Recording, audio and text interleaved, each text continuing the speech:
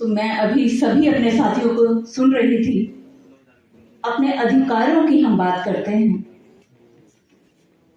तो हो सकता है मेरी बात कुछ वर्ड्स आपको आउट ऑफ सिलेबस लगे।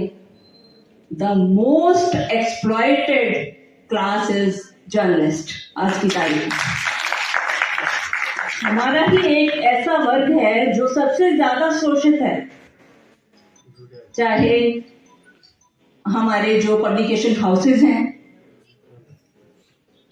चाहे सरकार के प्रतिनिधि हैं। आप खुद देखें, सरकार एक अलग चीज है, लेकिन हमारी जो मैनिपुलेशंस होती हैं वो होती हैं पार्टीज के लेवल पे। हमारी मैनिपुलेशंस होती हैं प्रशासनिक लेवल के ऊपर।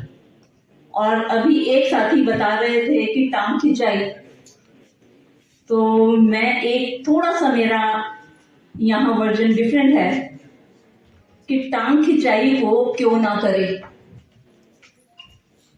क्योंकि उसके पास अपनी सर्वाइवल के लिए उसको संघर्ष करना पड़ा। मैंने अपने 29 साल के करियर में यही देखा है कि लगातार पत्रकार घर से निकलता है रोज सोच के कि वो ये काम करेगा। कई बार वो काम करके आता है और कई बार उसकी स्टोरी डेस्क पे किल कर दी जाती है।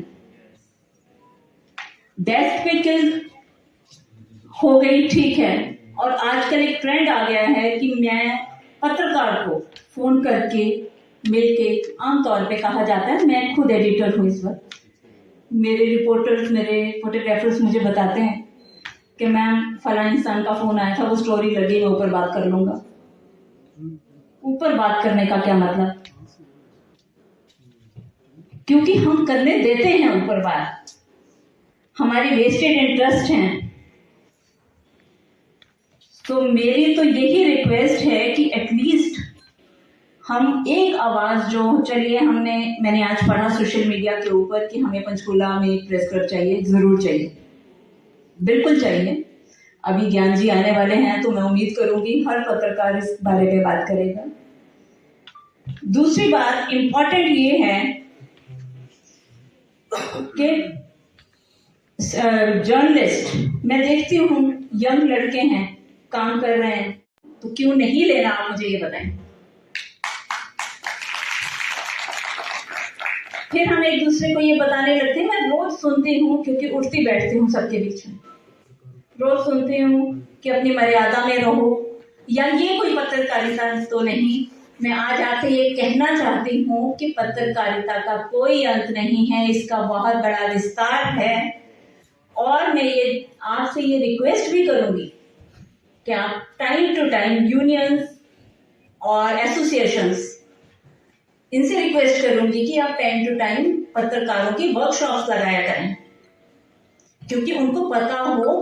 एक मुझे बहुत तकलीफ होती है जान के, जब पत्रकार काम कर रहा है उसको कई बार कानून का नहीं पता। कानून को जानते हुए, उसके दायरे में रहते हुए आप संवाद कीजिए। आज का विषय हमारा है कि पत्रकार, शासन, प्रशासन, आमजन के बीच कैसे हो बेहतर संवाद संबंध। सर, हमें आईपीसी का जरूर पता होना चाहिए, हमें सीआरपीसी का जरूर पता होना चाहिए, हमें प्रेस लॉ का भी पता होना जरूरी है। और बड़ी बात है कि हमें अपने एरिया के, जब हम ईंट कच्ची या रेत या खराब सा कंक्रीट देखते हैं तो उससे पहले हमें बाई लॉज का पता होना चाहिए।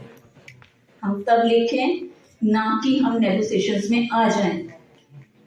नेगोशिएट करते हैं ऊपर वाले लोगों को, पब्लिक हाउस को करने दीजिए, पब्लिकेशन हाउस को करने दीजिए नेगोशिएट, पत्रकार के लेवल पे नहीं होना चाहिए।